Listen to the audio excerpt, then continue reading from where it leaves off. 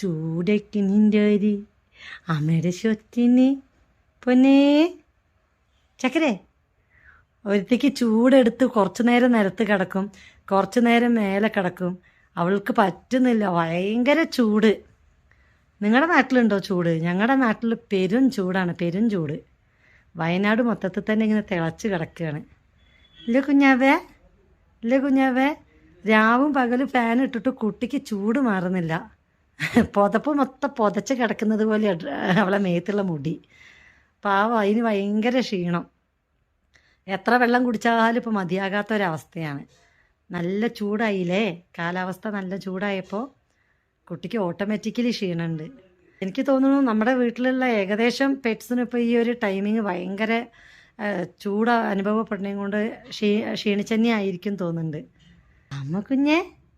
അമ്മ കുഞ്ഞെ ഫാന് വേണോ? ഫാൻ ഇട്ട് കൊടുത്താലാണ് ആളൊന്ന് ഉഷാറാവുള്ളൂ.